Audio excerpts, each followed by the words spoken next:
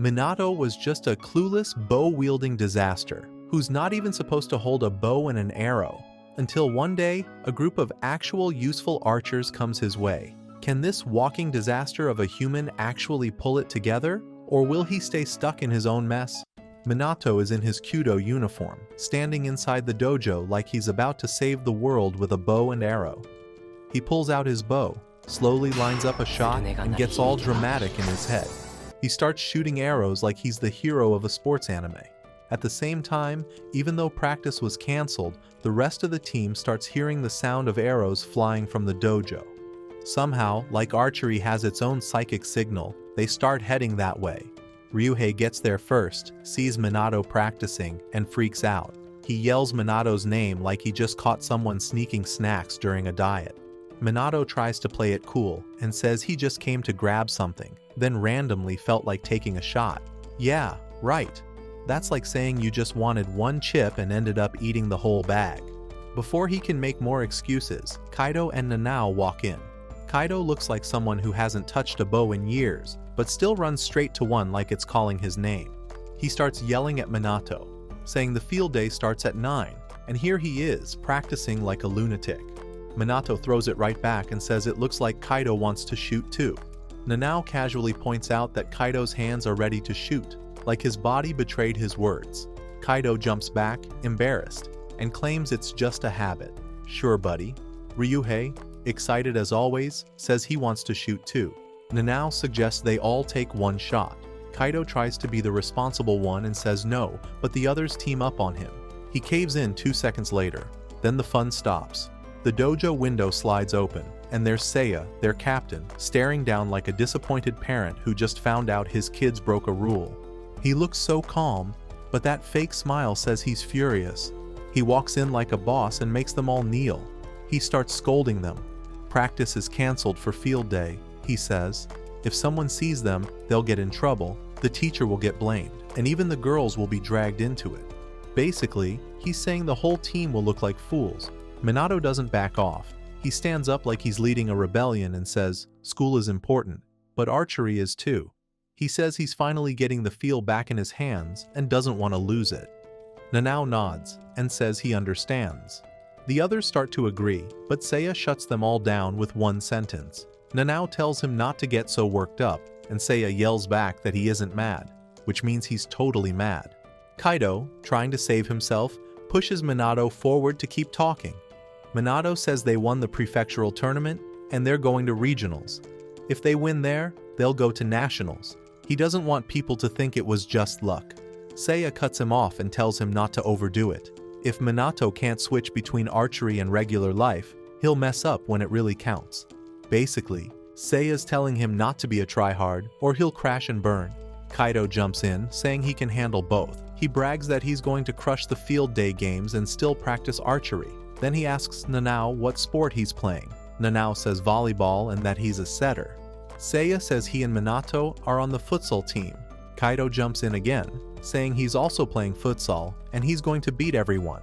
He's talking big for someone who got bullied into practicing earlier, but his energy gets everyone hyped and they decide the winner of field day gets a prize and all the bragging rights. The games begin and everyone gives it their all. Even the girls are going hard. Seo plays basketball like it's no big deal, but somehow still looks like a model. The boys start talking big about their little bet, and the girls just laugh, already knowing how this is going to end. Nanao loses his volleyball match by just 1 point. In futsal, Seiya's team, with Minato, completely destroys Kaido's team. It's not even close. After everything ends, they sit with the girls and eat, waiting to announce the MVP. They're all shocked when Ryuhei is named the winner. Everyone looks at him like he just grew another head. Someone asks how he won kendo, and he says he used to do kendo but quit because he didn't like getting hit or hitting people with sticks. The others nod, realizing they all agree. Archery is better. No hitting. Just focus, shoot, and try to look cool. The girls laugh at how full of themselves the boys are and call them a bunch of narcissists. Once the food is gone and the teasing ends, reality hits. They need to go meet their archery instructor. They hurry to the dojo and find Mr. Takigawa already shooting arrows like he's some kind of archery god. Every shot is perfect. He doesn't even break a sweat. Then he finally stops and looks at them. They greet him and ask to practice. He agrees, and their training session begins. They pour their hearts into every shot. They remember why they started in the first place. The dream of nationals burns brighter. After the session, Minato calls his friend Fujiwara at another school. They make a bet to meet at the tournament. At Fujiwara's school, the students are sitting quietly as their archery instructor talks. Then, out of nowhere, a boy named Manji raises his hand and says he wants to step down from the starting lineup for the regional tournament. The whole group is shocked. They try to convince him not to, but he stays calm and firm. He says he's fixed his target panic, but now he's drawing too fast. He doesn't want to hurt the team by staying in. The coach looks disappointed but turns to Fujiwara for his opinion.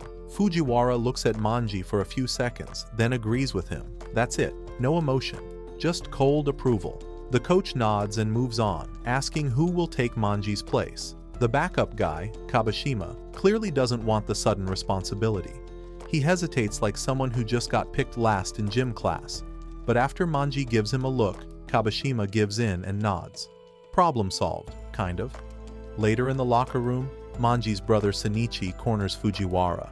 He's angry. He says he knows Manji doesn't really want to quit. He reminds Fujiwara that they both used to admire him. Fujiwara just brushes it off and says Manji already made his choice in front of the team, so it's final. Shinichi stares at him like he just realized his hero has no soul. Then he walks off, annoyed and disappointed. Shinichi heads to the dojo and sees Manji practicing alone. He starts complaining about how cold Fujiwara was, but Manji stays calm and tells him he looks up to Fujiwara too much. He says Fujiwara is just a person, not some perfect machine, and they shouldn't expect him to carry everything alone. Shinichi slowly realizes he's right, and instead of being mad, he picks up a bow and joins Manji. He says he wants to fight alongside him, so he'll wait for him to return. It's a nice moment until Shinichi pulls the string back, completely misses the target, and ruins the whole vibe. Manji starts laughing and calls him stupid for talking while aiming. Meanwhile, Fujiwara is on his way home, riding in a fancy car like a rich anime kid. When he gets home, a butler named Mr. Tuju greets him and says his sister Sei has been waiting. As soon as Fujiwara steps inside and removes his shoes, Sei runs to him and gives him a big hug. She's happy to see him. She pulls out a newspaper with their school's name featured in the archery section. She wants to come watch him compete. Fujiwara immediately changes the mood. He brings up her piano practice and asks if she can afford to miss it. Sei confidently says she can. She's been practicing non-stop. Even the butler backs her up, saying she deserves a break. Fujiwara doesn't budge. He tells her that if she's doing well, then she should keep going and not take a break. Sei starts to get mad. She says it's not about piano anymore and that he just doesn't want her to come.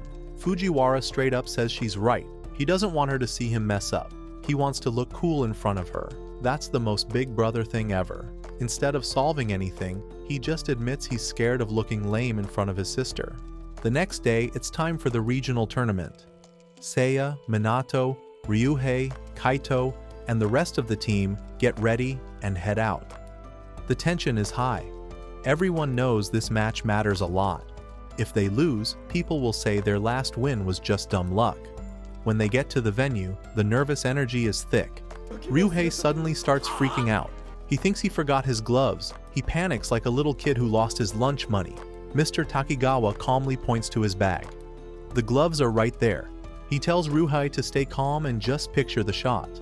Nanao tries to lighten the mood and says they already made it to nationals, so they should relax. But of course, Kaito immediately shuts that down. He says they need to take this seriously. Mr. Takigawa tells them to eat something before the match starts. No one shoots well on an empty stomach. Kaito goes to the bathroom and runs into some old classmates. He remembers how people used to give him strange looks. Nanao and Minato find him and drag him off just to mess with him. It's dumb, but it helps him relax. The match begins. Kazumai, which is Minato's team, goes up against Mikage. Minato is excited. The match is tough, but Kazumai pulls through and wins 16-12. It's a solid victory. After the match, Mr. Takigawa notices Minato looking unsatisfied. He asks him what's wrong. Minato says he wants to shoot more. Takigawa hits him lightly on the head with a book and tells him not to stress. If they keep winning, he'll have more chances to shoot. Ryuhei suddenly realizes something's wrong with his arrows. He starts whining like a baby. Takigawa tells him to stop complaining and go fix it. The team checks if anyone else has arrows that match Ryohei's size. No luck. Then Minato remembers that Fujiwara is the same height. They go find him and ask to borrow his spare arrows. Fujiwara agrees. The teams thank each other, both sides now fired up to meet in the finals. As they walk back, someone calls Minato's name. He turns around and sees a group of intimidating guys. They look like they belong in a fighting anime. One of them steps forward and pulls off his hood. It's Nikaido. He clearly wants to start something. He tells Minato he remembers him, and that he also failed to get into Kirisaki. Minato keeps it cool and says he remembers him too. Nikaido smirks and walks away like some final boss in a sports anime. After he leaves, Ryohei asks who that was. Minato explains that they went to the same junior high. Nikaido's archery style was strange but cool. The Kazumai boys gather near the stands to watch the remaining matches. Minato keeps talking about Nikaido's archery form like it's the best thing he's ever seen. Kaito is already tired of it and tells him to stop drooling over someone else's style. He also warns Minato not to mess with his own stance. As the match continues, Kirisaki School crushes Nojo School with a clean 19-12 win. The boys are about to leave when Kaito reminds them that Nikaido's match is still on. Since they'll face the winner next, it makes sense to watch and prepare. Everyone nods and follows along. When Tsujimini School starts their match, the whole place gets confused. Their archery style looks strange and flashy, almost like they're dancing instead of aiming. But it works. They destroy Hamano School with a 17-11 win. The boys try to look up info on Tsujimine after the match, but they find nothing. It's like the team just appeared out of thin air. Kaito tells them to stop wasting time and focus. He gives Minato another warning, making it clear that copying Nikaido during the match would be a dumb move. Minato agrees, knowing full well that he already has enough problems. Their instructor appears and gives them a final reminder. He says they need to stick with their current stance and make it automatic. If they don't, they'll never get better. Both teams then enter the waiting room before their match. Everyone acts polite, but the tension is real. Nikaido turns to the Kazumai coach and casually asks if it's okay to give instructions during the match. The coach says no. Without wasting time, Nikaido turns to his own team and starts talking like a mafia boss. He points out all their mistakes and tells them how to fix them, all while standing in front of the other team. The match starts, and Kazumai immediately feels the pressure. Everything seems off. Their rhythm is gone, their nerves are shot, and their shots are sloppy. Minato looks like he's having a personal crisis in real time. He tries to focus, but the match feels like it's slipping away. Before he even processes what's happening, it's over. Tsujimine wins 17-13 and moves on to the finals. In the waiting room, Ryohei starts blaming himself. He missed most of his shots and feels like trash. Kaito tells him to stop crying and admits he also messed up. As the lead shooter, he didn't give the team a strong start. Then he turns and stares at Minato. The message is clear without saying anything. Minato dropped the ball harder than anyone else. The coach and teacher enter. They don't yell or rant. They just tell the boys to think about what went wrong. They say the answer will come if they watch the finals. The boys take the advice and go back to the stands. Kirisaki and Tsujimini go head-to-head in the final round. This time, Kirisaki comes out on top with a 19-16 win. The match is intense, but even after watching it, Kazumai still has no idea what they did wrong. Later that evening, back at the dorms, Minato can't let it go. He keeps repeating how he tried his best and doesn't understand why it all fell apart. Mr. Takigawa doesn't sugarcoat anything. He tells Minato that his shooting in the third round was garbage, no filters. Then he says the one thing that hits harder than anything else. He bans Minato from practicing. No arrows, no bow, nothing. Until further notice, he's out. Minato starts yelling like a spoiled brat and acts like the whole world is against him. But before he can get any louder, their teacher steps in and tells him to calm down. He explains that skill means nothing without understanding the basics. That's the first thing Minato needs to learn. He also says everyone on the team has their own problems to fix. Each of them needs to find their weak points and work on them, because that's the only way they'll get better. Even after the talk, Minato can't get the match out of his head. The loss keeps eating at him. No matter what he does, his brain stays stuck on archery. In class, he zones out so bad he ends up standing like he's about to perform ballet in the middle of the room. His teacher calls him out, and after class, Seiya pulls him aside. Seiya admits he's not a big fan of their instructor's fancy methods, but he knows the guy isn't wrong. Minato thinks about it and nods. He doesn't have any better ideas. Later, the boys head to the dojo for practice. Minato, proving once again he can't follow rules, tries to pick up his bow. Mr. Takigawa sees it right away and shuts it down. He tells Minato to follow him outside. At the same time, the Tsujimini team is training on their muddy field. Nikaido keeps barking orders, pointing out flaws, and telling his team how to improve. It starts raining, and their captain complains about not having a proper dojo. Nikaido doesn't care. He says they're better off like this. He doesn't want help or support. He wants to win with nothing but their own power. His ego is so big, he probably thinks the clouds are clapping for him. Even worse, his teammates actually agree. Back at Kazumai's side, Mr. Takigawa hands Minato a practice bow. He tells him to forget about hitting the target and focus on balance and aim. Minato looks miserable, but he takes it. The coach tells the rest of the boys to get back to training. Seiya steps up and asks if he can film everyone so they can study their mistakes. The coach agrees and hands him a camera. After practice, the boys gather to watch the footage. They study what went wrong during the last match. Kaito goes first and says he broke their rhythm, but Nanao calls it like it is. The one who really messed everything up was Minato. The camera doesn't lie. Minato sits there frozen, looking like someone just unplugged his brain. Later that day, Minato's dad says something that hits way harder than anyone else's words. He tells Minato that maybe the problem isn't with the others, maybe the problem is him. That line cuts deep. Minato suddenly sees everything in a new light. He starts thinking maybe he really was the one who ruined things. He runs out of the house like he just woke up from a nightmare and goes straight to Hanazawa's place. He wants to see the video of the tournament, but she already gave it to Seiya. So without stopping to breathe, Minato dashes off to Seiya's house. At Seiya's place, they sit together and watch the tape. Minato watches Kaito's performance and notices something off. He asks to see his own footage next. That's when it finally hits him. His draw was too slow. Because of that, he ruined Kaito's rhythm and dragged the whole team down. Minato's face twists with regret. He storms out of the house, blaming himself for everything. While riding his bike, he sinks deeper into guilt. He finally realizes he wasn't helping the team at all. He was just in his own little world, thinking he was doing good when he was making things worse. Still looking for answers, he rides straight to the temple to talk to Mr. Takigawa. He demands to know if the coach already knew the problem was his form. Mr. Takigawa doesn't even blink. He tells Minato he's said it 100 times already, but Minato was too dumb to hear it. Then he lays it all out clearly. The point is not to try to hit the target. The hits will come naturally if your form is good. That's what really matters. Finding your real form takes time, sometimes even a lifetime. But when you do, it becomes your strength, and he doesn't have to do it alone. That's what a team is for. They help each other grow. That's what it means to be in harmony. Minato listens carefully this time. The words actually make sense now. His face finally shows some light.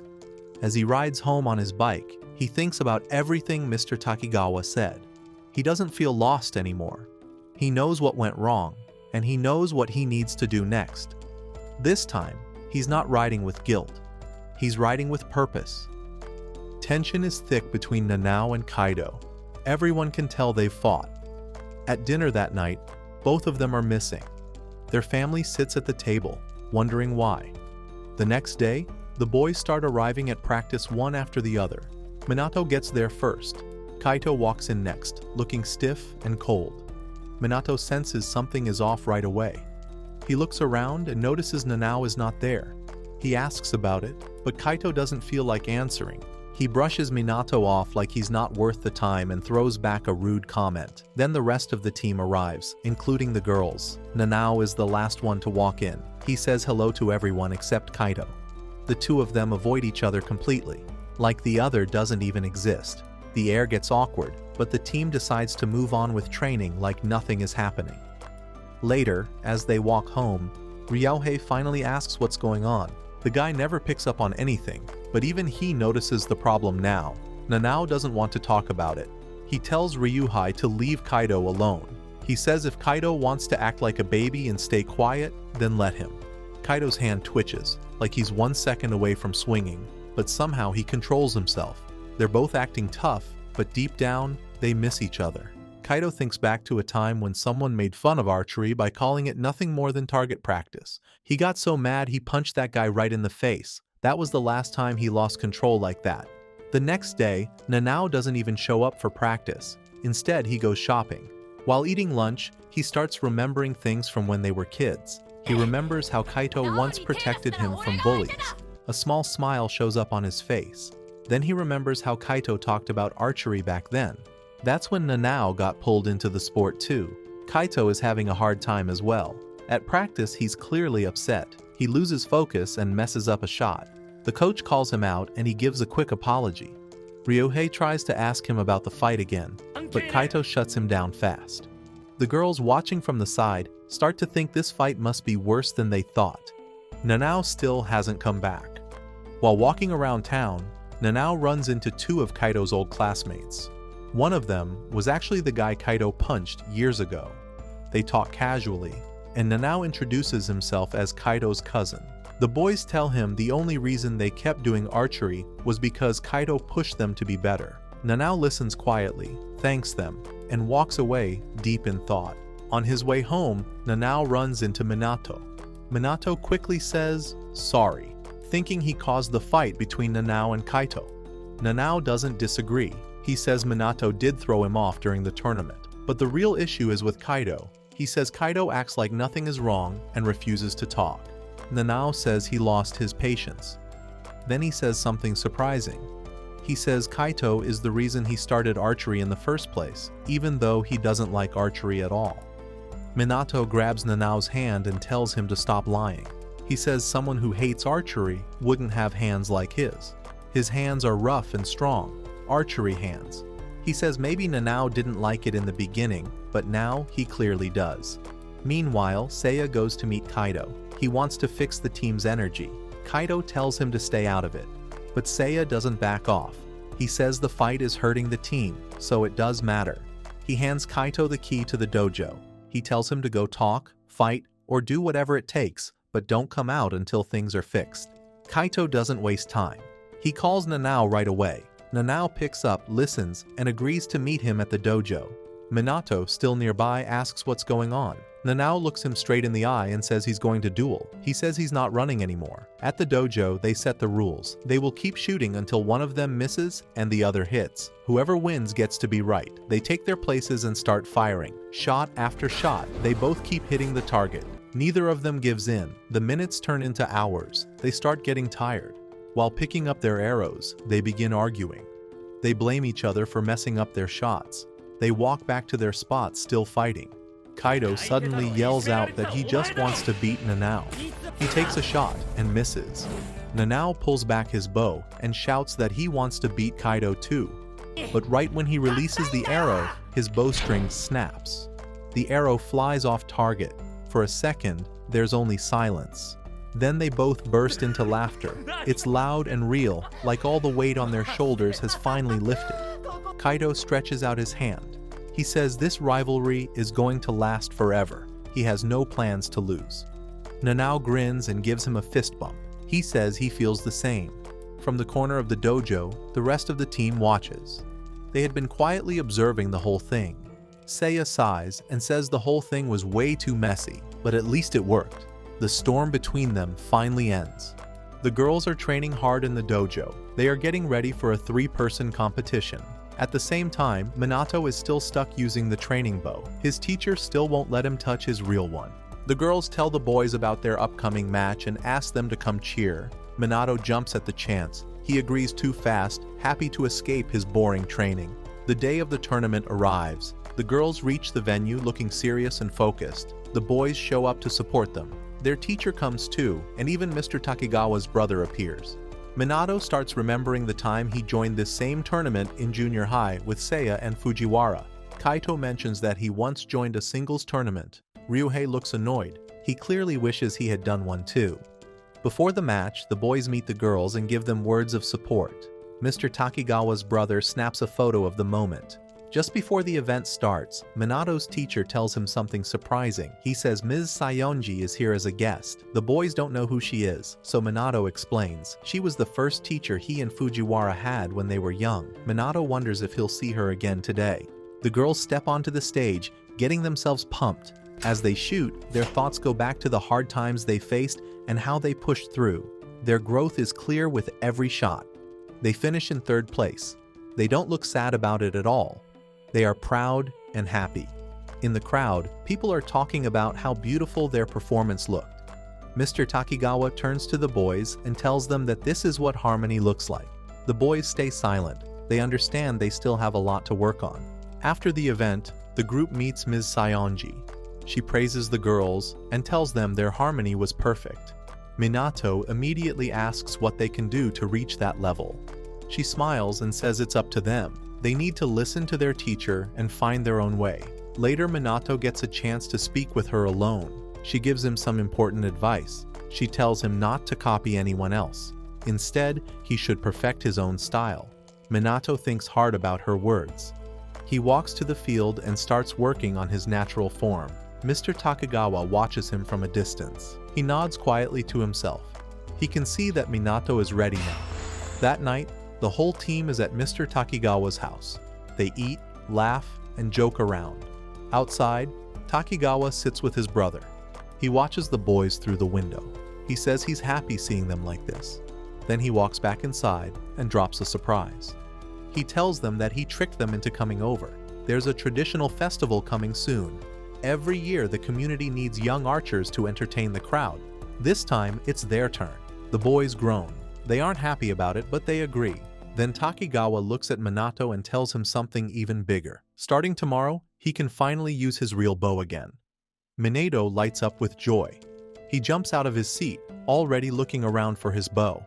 Seiya rolls his eyes and tells him to calm down. Takigawa puts a hand on Minato's shoulder and tells him to wait just one more night. He says it won't kill him. Minato frowns but nods. He sits back down. Instead of rushing, he decides to enjoy the festival for now. He looks at Mr. Takigawa and quietly thanks him for everything. The boys are doing their best to find this thing called harmony, but instead of training smarter, they start overthinking. They decide to eat udon together, thinking eating the same food will magically fix everything. They sit around the table slurping noodles, but things don't go as planned. Kaito has no spice tolerance. Ryohei likes his soup cold, and Minato's chopsticks are doing more stabbing than picking. The girls stand nearby watching like they're observing zoo animals. They don't understand what the boys are trying to do, and honestly, neither do the boys. Back at the dojo, the girls ask Mr. Takigawa if any of that nonsense will actually help them find harmony. As usual, he gives his favorite kind of answer, the kind that doesn't answer anything. He says it's not really that, but they'll figure it out on their own.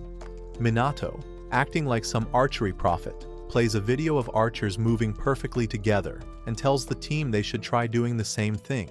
It sounds smart, like synchronized swimmers but with bows. But when they try it out, they crash harder than a group of toddlers on ice skates. They regroup, sitting in a circle, confused and tired. Mr. Takigawa finally steps in and gives them the real lesson. He says copying each other's moves is not harmony. That's just being copycats. Real harmony is when their bodies and minds move together naturally without forcing it.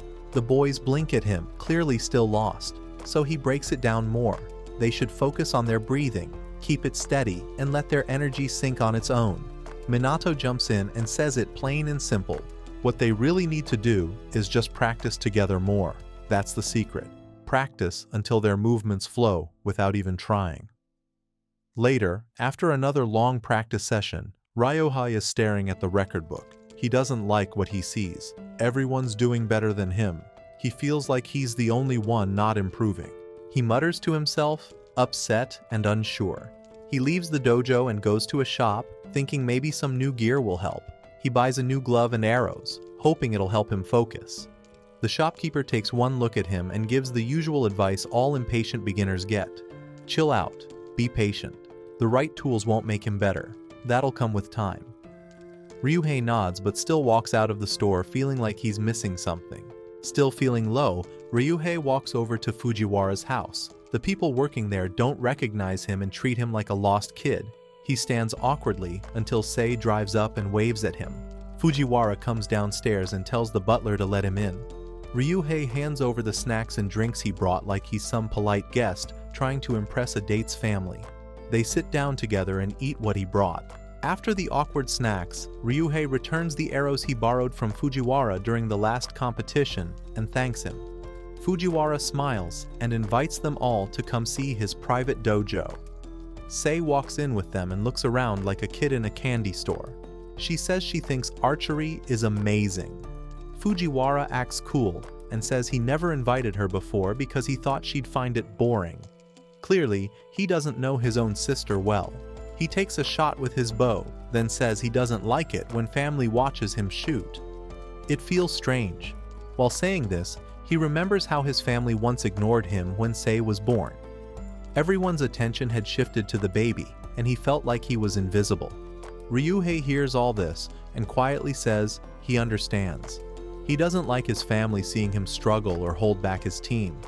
Fujiwara looks at him and challenges that thought. He says it doesn't seem true, then offers him a shot with his fancy bow and arrows. Ryuhei pauses but agrees. He stands still, remembering Mr. Takigawa's lessons about breathing and energy.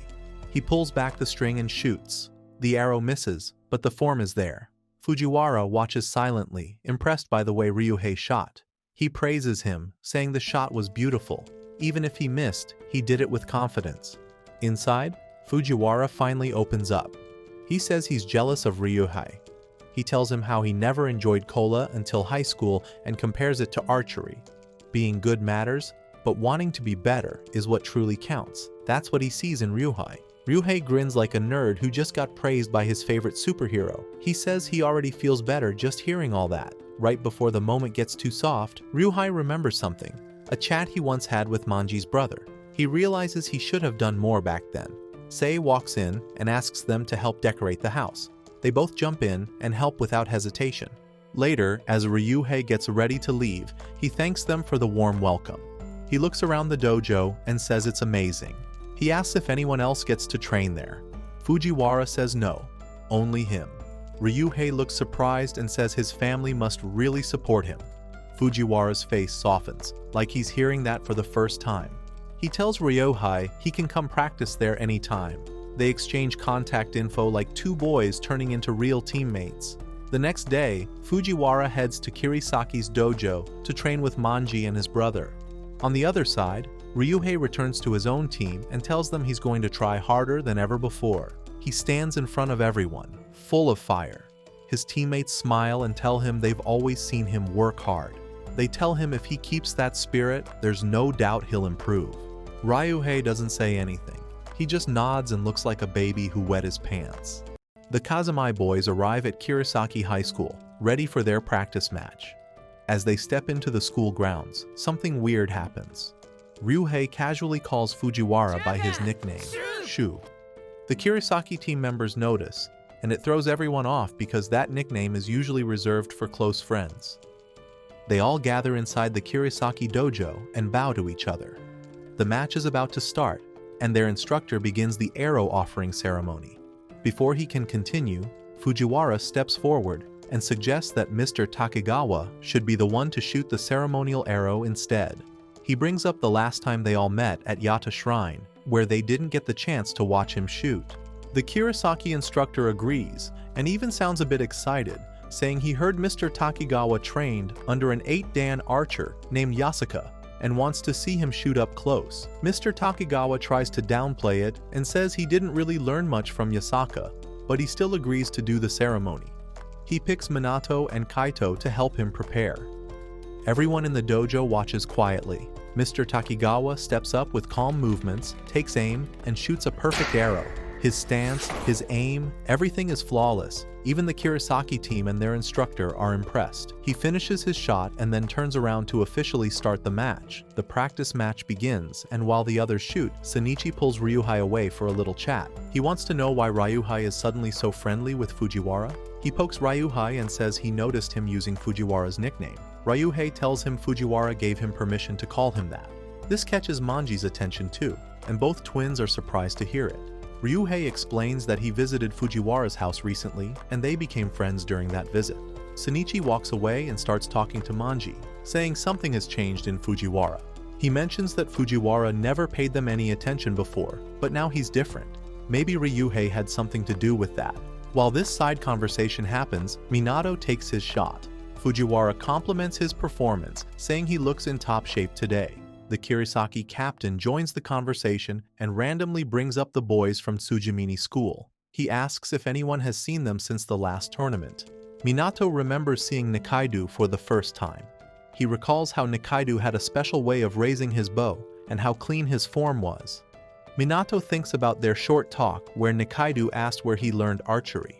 When Minato told him it was Ms. Sayonji, Nikaido paused. He had clearly heard of her, a 7-dan archer, and once part of a famous trio. Minato had no clue about all that. He just walked into her place one day and asked to be taught. He brushed it off like it wasn't a big deal. Minato returns to the present and says he was surprised to find out Nikaido went to another school. He says he would like to shoot with him again someday. He even asks Fujiwara if he would like to shoot with him too. Fujiwara simply says maybe, like he was being asked to do chores instead of meeting a top shooter. Somewhere else, at Tsujimine School, Nikaido walks into the staff room to ask a teacher for permission to go to training camp and also tries to get some funding for the archery team. Their captain is on his way there too, but when he hears Nikaido asking for money, he stops outside to eavesdrop. When Nikaido walks out, the captain calls him out for trying to get money behind the scenes and calls him a liar. They both return to the team and announce that training camp is possible, but the date depends on the teacher's schedule. The captain keeps calling Nikaido a liar and accuses him of always hiding what he truly thinks. Nikaido shrugs and says as long as they win, he doesn't care. The team asks what comes after winning, and Nikaido just says he doesn't know. He drops that line like a villain getting ready for the final battle. Back at Kirisaki, the teacher in charge tells both teams to do a proper practice match now. He says it's still just practice, but they should take it seriously. Kazumi doesn't exactly follow that. Instead, they gather up and agree to enjoy the match, not stress about winning. Ryuhei suggests they focus on harmony and just shoot as a team. He's in full peaceful warrior mode, trying to enjoy the moment more than crush the opponent. The match begins and the arrows start flying. Everyone shoots with calm focus. The atmosphere becomes steady and smooth, like each arrow is a drop of water falling into a quiet pond. Every shot brings them closer to understanding how to move together. When the match ends, Kirisaki wins with a score of 18-16. Kazumi takes the loss well. They might not have won, but they shot with good energy and they had fun. Afterward, the Kirisaki instructor gathers his team and tells them it's time to bring Manji back into the main team. He says Manji's shot has improved and that he should be in the lineup for nationals. Manji looks around, searching for confirmation. The whole team nods and gives their support. He's back in the squad officially now. Later, the Kazumi boys ask their instructor if they've finally reached harmony. He replies that it's not something they can think about all the time. He says with enough training, their bodies will learn the rhythm naturally.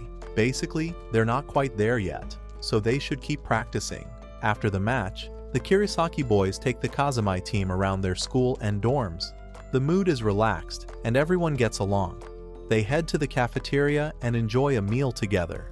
It's all chill and friendly, even though Kazumi lost. But the feeling doesn't last long. Everyone starts thinking about nationals again. There's still work to do, and the road ahead is long. The arrows won't shoot themselves, and practice isn't over yet. Mr. Takigawa takes the Kazumi boys to a training camp by the beach. Everyone's excited, especially Kaito, who's already dreaming about peace and silence. But as soon as they arrive, they find out the Tsujimine boys are already there too. The bald manager runs over in a panic to explain that he double-booked the archery dojo by mistake. His head shines in the sunlight as he bows and apologizes to both instructors.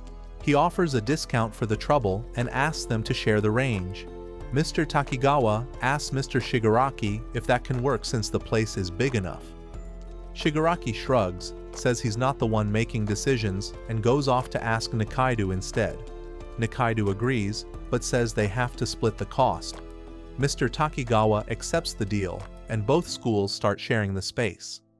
The Tsujimini boys quietly talk among themselves, saying Kazumai is lucky to have two instructors. But Nikaido shuts it down fast and tells them to stop talking and focus on shooting. On the Kazumai side, the boys tell their instructors they want to recreate the match from the last competition to see where they went wrong. They ask the girls to help by reviewing the video recordings. The instructors agree, and the girls start watching the footage, giving advice to each boy one by one. The Tsujimini boys watch from a distance and start feeling a little jealous. Nikaido especially looks annoyed. He grabs his bow and goes back to practice, clearly not in a good mood. Later, the Kazumai boys sit down to rest and reflect. They notice their shots were slower than usual. The instructors and the girls arrive with cold drinks, and the boys cheer up right away. Mr. Takigawa hands a tray to Minato and asks him to take the extra drinks to the Tsujimini group. Minato agrees, walks over, and hands out the drinks. The boys thank him, and Minato asks if they can watch them practice too. He says they're trying to understand what harmony feels like. The Tsujimini boys are fine with it, and after some hesitation, Nikaido gives in. The Kazumai boys sit and watch the Tsujimini group practice for a while. Everyone stays quiet, just focused on the rhythm of each shot. That evening, it's bath time. Kaito gets too excited and ends up breaking Seiya's glasses. Seiya immediately makes Kaito his servant, since now he can't see anything. While those two are in the bath, the rest of the boys go to help the girls prepare dinner. Mr. Shigaraki walks in with a huge fish he caught, hoping someone will know what to do with it. The girls turn him down because none of them can cook fish. One of the Tsujimini boys keeps eyeing Seiyo, so their captain gives him a push and says his family runs a sushi shop. The boy steps forward, grabs a knife, and cuts up the fish like it's second nature. Everyone watches, impressed, and soon they all gather to eat together in the dining room. The mood is good, but Nikaido isn't enjoying it. He sits by himself, quiet and distant, like he doesn't belong. He leaves the group and heads down to the beach. There, he calls his uncle, the man who first taught him archery. Nikaido complains that Kazumai is messing up their training, but his uncle tells him it's a good chance to learn something from the other school's instructor. Nikaido doesn't want to hear that. Then his uncle says he won't be able to support them anymore. He tells Nikaido to find someone more stable to guide the team. Nikaido hangs up, angry. Memories start rushing back. He remembers the first time he saw his uncle shoot with that strange slanted pose. It looked so cool, and it made him want to shoot too. His uncle agreed to train him, but over time the man started missing practice and making excuses. Nikaido didn't know that his uncle was getting sick. The man tried to learn a new style from Ms. Sayonji, hoping to improve, but she rejected him. That hurt. Nikaido never forgot that. One day he secretly went to her dojo and saw her teaching Minato and Fujiwara. They were using practice bows, and she seemed happy to help them. That moment stung even more. After that, he approached Fujiwara and tried to talk, but it turned into a cold exchange. Ever since then, Nikaido decided he would beat both Minato and Fujiwara no matter what. Back in the present, Mr. Takigawa sees Nikaido alone on the beach. He walks up to him and asks why he's out there. Nikaido tries to walk away, but Takigawa stops him. He tells him he respects the way he sticks to his form and that his style has reached a very high level.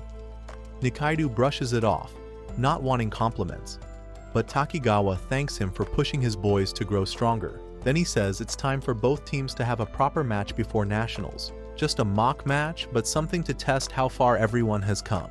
Nikaido agrees. The next day, the two schools prepare to face each other. The sun rises over the beach, and both teams get ready for the match. It's not just about scoring points anymore. For some of them, it's about letting go of the past. For others, it's about learning to move forward. They pick up their bows, line up on opposite sides, and wait for the signal. The Kazumai boys are preparing for a big mock match against the Tsujimini team. They are all focused and eager, seeing this match as a chance to improve before nationals and maybe get revenge for their last loss. They're working harder than ever, determined to get better and show what they can do. On the other hand, Nikaido is apologizing to his team for agreeing to the match without thinking, but then he quickly flips the situation, telling them that this is a chance to show Kazumai they are not to be messed with before the real tournament. The competition starts, and it's clear that Kazumai loses the match. Kaito, unable to handle losing, whines like a child during kitchen duty. Nanao, trying to snap him out of it, tells him to stop whining and look at the bright side. They did better than last time. The rest of the team agrees, but Kaido is still sulking and not happy with the outcome. After the match, Fuwa, the Tsujimine captain, brings over some fish from their teacher. Kazami takes this opportunity to ask Fuwa how Tsujimine stays in sync, despite everyone shooting at different paces. Fuwa thinks for a moment before saying that he has a specific focus when shooting, but he won't share unless Minato and the others agree to something first. Minato asks what the condition is, and Fuwa reveals that Nikaido has a real grudge against him and Fujiwara. He feels it's more than just a rivalry. Minato, not understanding why Nikaido has this animosity, agrees to talk to Fujiwara about it, and Fuwa says it's a deal. Before Fuwa can reveal more, the rest of the group arrives, and they have to hold off the conversation until after dinner. During dinner, Utaguro, who has a huge crush on Seo, is trying too hard to help her with everything. Aragaki, noticing this, steps in and tells him to calm down before he starts looking desperate. After dinner, the Kazami boys gather around Fuwa, who tells them he's about to share something in secret. He warns them that it's childish and lame, but then he admits that he's a huge history nerd and always pretends to be Nasu no Yoichi, a legendary archer from the Tale of the Heike during matches. He stands up dramatically and starts explaining the story. He says that Nasu no Yoichi had just one shot to make, facing strong winds, waves, and a tiny target in the distance. There was no rhythm to his shot, just one moment to get it right. Fuwa says that since no two shots are ever the same, trying to match someone's timing would only cause chaos. Instead, each teammate should focus on their own shot one at a time. The Kazami boys thank him for his advice, and after Fuwa leaves, Minato suggests they switch positions after each shot the next day to keep things fresh. The team agrees that it's a good idea and gets excited to try it out. The next day, the boys switch positions during practice, testing out their new strategy. Nikaido, however, is still very tense and frustrated. He yells at his upperclassmen for not putting in enough effort, asking if they even want to win nationals. The entire room falls silent.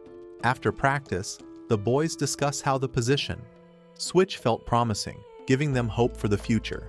Kaido, still upset by Nikaido's outburst, says that he seems even more on edge than usual. Minato, wanting to find out more, decides to leave and call Fujiwara to ask about what happened between him and Nikaido. On his way to his room, Minato runs into Nikaido near the elevator entrance.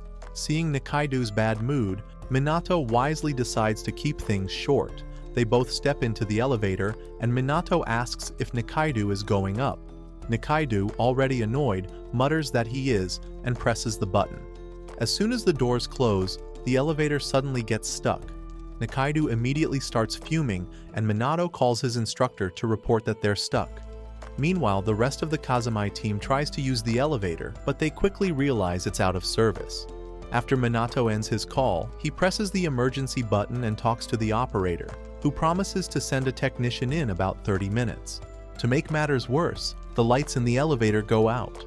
Minato, startled, trips and hurts his hand. Nikaido barely catches him, looking like he'd rather let him fall. Minato quickly apologizes, and after a while, he tells Nikaido that the repairman will arrive in 10 minutes. Nikaido barely responds, then sarcastically says that Minato must be lucky to have an instructor he can rely on. Minato agrees but responds that he's been let down before. He opens up, explaining how he struggled with target panic after graduating from Kirasaki Junior High, to the point that he couldn't even hold his draw during the prefectural tournament. He almost gave up archery completely, but came back because of Mr. Takigawa and the rest of his team. Minato praises Nikaido for how he led his team to nationals without an instructor and says he's amazing. Nikaido snaps back, saying Minato doesn't understand him and that he's just using his team. Suddenly, Nikaido bursts out, saying he's sick of pretending to be friendly with Minato. Before he can say more, the elevator light flickers back on and his phone rings. His face immediately changes as he learns that his uncle has collapsed and been rushed to the hospital. The elevator doors open and Nikaido rushes out. Mr. Takigawa offers to drive him to the hospital. In the car, Nikaido tells Mr. Takigawa that he owes everything to his uncle, and then explains how his uncle had once sought out Ms. Sayonji to learn a new archery form but was rejected. while she accepted Minato and Fujiwara as students. That moment stuck with Nikaido, and now he wants to beat them at nationals. He also plans to quit archery after that. At the hospital, Nikaido finds out that his uncle is stable, and he can finally relax. The next day, the boys are packing up to leave the dorms, and Utaguro tries to make a move on Seo, only to be rejected. He runs to his team, embarrassed, while they watch the whole thing. Before leaving, Minato approaches Nikaido and confidently says that the next time they meet, it will be at nationals, and Kazami won't lose. Nikaido scoffs and turns away, saying they'll crush Kazami. The tournament day finally arrives, and the Kirisaki boys get ready for the big event. Meanwhile, the Kazami team gathers at the station, listening to their instructors who tell them to give everything they've got and leave no regrets. The excitement grows when they meet up with the Kirisaki boys at the competition grounds, which only makes them more fired up. Seiya notices Minato rubbing his hand like something's wrong, but doesn't think much of it. After all, ignoring signs of trouble seems to be a hobby at this point. They head to their dorms, only to realize they're staying in the same place as Kirisaki. Minato opens his window and spots Nikaido and Fuwa looking out at the view. The rest of the team joins them, and Fuwa, always the friendly one, gets excited to see them and waves. The competition begins, and everyone is performing well. After the first round of preliminaries, the teams check the brackets, and it's clear they've been placed in the same group with the strongest teams, making it a tough road ahead. Then, because Nikaido can't help himself, he declares boldly that they're going to win the tournament and that no one else even comes close. This causes a stir among the others, but Nikaido walks off like he owns the place. The next day, the competition heats up, and it's finally time for Kazami and Tsujimine to face each other. Just before the match starts, Minato's nail starts bleeding. The rest of the team immediately notices and gets worried. They ask what happened, and Minato explains that he split his nail during training camp. Mr. Takigawa asks to see his hand and questions if it hurts. Minato downplays it and says it just stings a little. Kaito, not having any of it, freaks out. He demands to know how they're supposed to deal with this. Nanao, being the sensible one, asks if Minato can still compete. Minato says he probably can. Mr. Takigawa points out that while Minato's inner glove might help protect the injury, bandaging it too much could throw off his game. Minato reassures everyone that it's not bleeding anymore and he'll be fine. Seiya, still worried, suddenly remembers the time Minato was sick and panics. He asks if Minato is really okay. Minato nods and says, even if he wasn't, he'd still have to compete. The match kicks off, and both teams focus on supporting each other. But all Nikaido can think about is destroying Kazami. During the match, Seiya, distracted by Minato's injury, misses his first 2 shots, something that never happens. The whole team gets thrown off by this, but Minato, knowing they need to reset, deliberately takes a longer pause before his next shot. This gives them time to calm down and refocus. They all adjust to Minato's rhythm, syncing their shots and regain their momentum. In the end, Kazami wins 14-13, barely edging out Tsujimine. On the bus ride home, the Tsujimine team reflects on their loss. Fuwa sighs, saying they were close, but this was about as far as they could expect. The rest of the team agrees that, no matter what, they had fun and played well. Nikaido, however, is not happy. He grumbles that they still lost. Aragaki tries to lighten the mood, saying that they had fun playing anyway. The team talks about how they would have liked to compete against Kirisaki, and Utaguro gets hyped up, saying that next year they'll put on a real show. Fuwa taps Nikaido with a bottle and smirks, asking if he's getting cold feet just because they lost. Nikaido scoffs and tells him to leave him alone. Back at the competition grounds, Mr. Takigawa praises the Kazami boys for finding the perfect harmony to show off their skills. He tells them that their teamwork was clear as day. The next day, the Tsujimine boys are still at the competition grounds. They walk into the cafeteria and run into the Kazami boys. Fuwa smiles and says they couldn't miss the chance to see them face Kirisaki. Kazami promises they'll put on a great show. Fujiwara's sister, Sei, arrives at the venue with their butler, right on time to watch her brother compete. She looks around, wondering if someone else will make it in time for the big match. They head to their seats and the scene shifts to Fuwa and Nikaido. Fuwa teases Nikaido, asking if he's still here since he thought Nikaido had already left. Nikaido simply replies, not much for showing his feelings. The quarterfinal match between Kirisaki and Kazami begins. As the teams walk to the front, Seiya turns to Nanao and Minato, telling them to have his back. Ms. Sayonji arrives just in time to see her two prize students going head-to-head and sits next to Mr. Takigawa. The announcer introduces both teams, and they begin their ceremonial rites. The match officially starts. As the match goes on, Fujiwara starts to remember all the times he and Minato trained together under Ms. Sayonji. Meanwhile, Kirisaki is struggling to stay in the game until they suddenly snap into focus, hitting their targets with robotic precision. Minato watches them, wide-eyed, realizing they've fully locked in.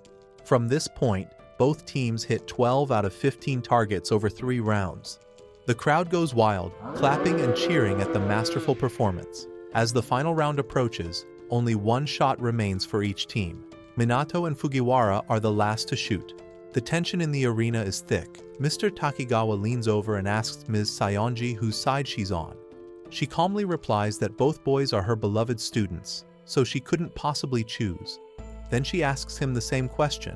Mr. Takigawa smiles and says he's rooting for Kazami, even if he had to face them someday. Both boys take their final stance. The arena falls silent. Minato releases his arrow. Fujiwara releases his. Both arrows hit their marks perfectly. The crowd erupts into applause. The match ends in a draw, with both teams tied at 17 points each. It's officially declared a tie, and they head into a tiebreaker, also known as the sudden death round. Each team will take 1 shot per player, and the team with the most hits will win. The sudden death round begins. Both teams miss 2 shots, leaving it once again to Minato and Fujiwara. Fujiwara steps up and hits his mark cleanly. Now it's Minato's turn to match it. He takes his shot and nails it. The match continues. Round 2 of sudden death starts. This time, both teams miss just 1 shot, and once again, it all comes down to Minato and Fujiwara. Fujiwara steps up, shoots, and hits. Minato draws his bow, focuses, and misses. And just like that, Kirisaki wins the tiebreaker 4-3. The Kazami boys walk out of the arena with their heads held high. But the moment they spot Mr. Takigawa, Kaito and Ryuhei burst into tears. Nanao gently covers Kaito's head with a towel, letting him cry it out. Mr. Takigawa encourages them, and Minato says it was amazing, that the loss just means there's more room for them to grow. They all turn to Mr. Takigawa and ask him to keep teaching them. He nods and promises that he will. Kirisaki moves on to the finals and ends up winning the national championship, officially crowned the best in the country. Fujiwara turns around in the crowd, looking for his sister. He finds both his parents standing with her, cheering him on. It's the quiet acknowledgement from his dad that he's probably been waiting for all this time. The Tsujimine boys arrive to meet the Kazami team. Nikaido walks up to Minato and asks why he missed that last shot. Minato replies that he wasn't really thinking about whether he hit or missed. He was just enjoying the moment. Nikaido looks confused and walks off. He clearly can't understand joy unless it's tied to a trophy. Minato then calls out to him, saying they'll meet again in the next tournament. They all wave their goodbyes. Later, Fujiwara meets with his parents. His father looks him in the eye and says congratulations. He tells Fujiwara to keep forging his own path. It's the final week of summer vacation, and the boys aren't ready to let go of their break. As they're lounging around, Mr. Takigawa walks in holding a poster for the local festival they had previously agreed to join as young archers. Seiya, always looking for a chance to complain, grumbles that they promised to take part in the ceremony but didn't sign up for setting the whole place up. He calls out Mr. Takigawa for tricking them into doing the hard work. Kaito, not having any of Seiya's whining, tells him to stop complaining and get to work. He reminds him that Mr. Takigawa trains them in archery without asking for anything in return. Just deal with it, Seiya.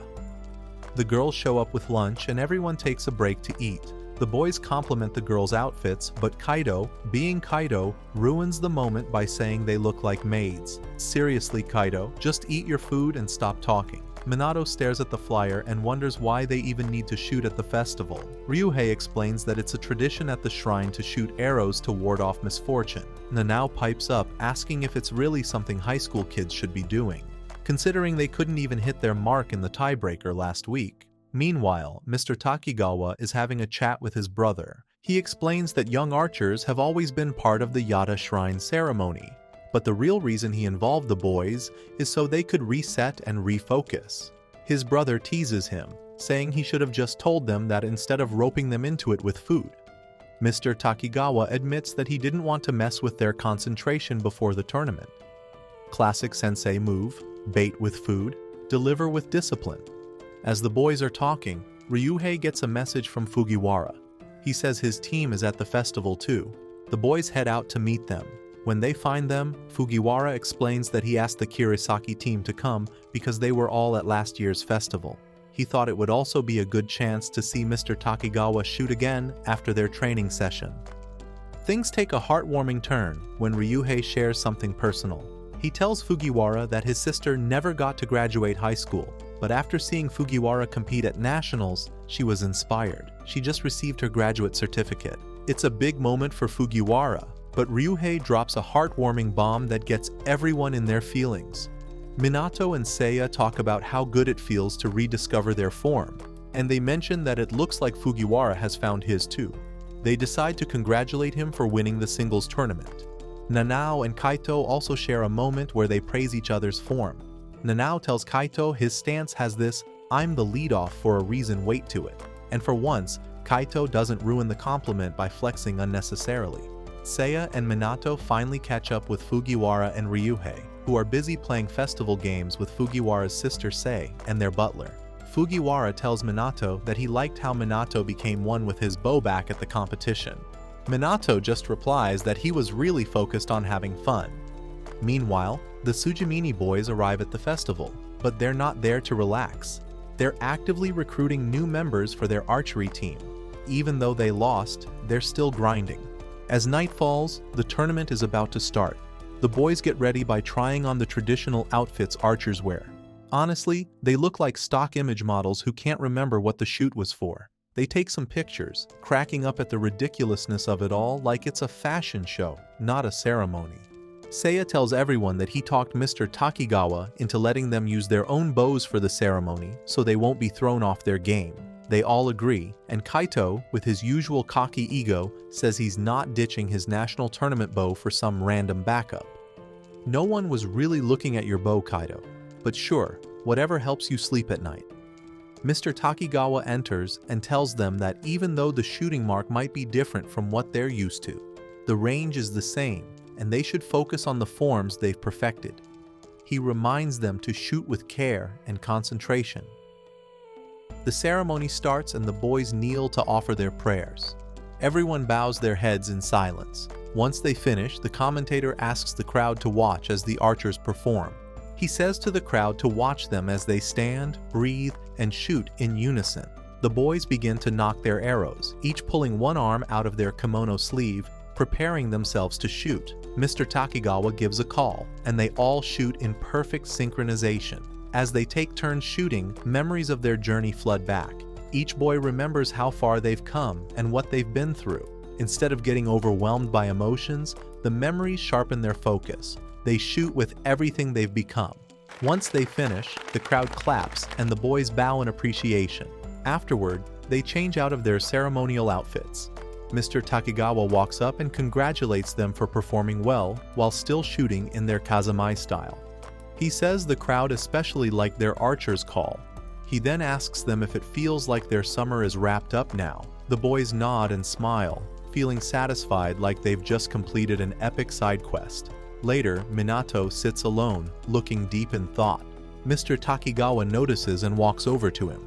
Minato asks if he remembers what he told him back at the training camp, that archery is a lifelong journey. Mr. Takigawa says he remembers. Minato continues, saying he's starting to understand it now. He's realized that the only way to truly know himself is through others. Practicing archery has introduced him to so many people and helped shape who he is today. He says he feels like he can keep doing it as long as everyone is with him.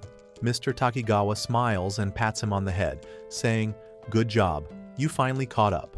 After the ceremony, the boys get ready to leave. They thank Mr. Takigawa for everything he's done for them and say they're looking forward to their next practice. They wave goodbye, and just like that, the summer comes to an end. And we've come to the end of this anime. If you enjoyed it, hit the like, subscribe, and that little bell button, so you never miss a mind-blowing recap of this dumb protagonists across the anime-verse.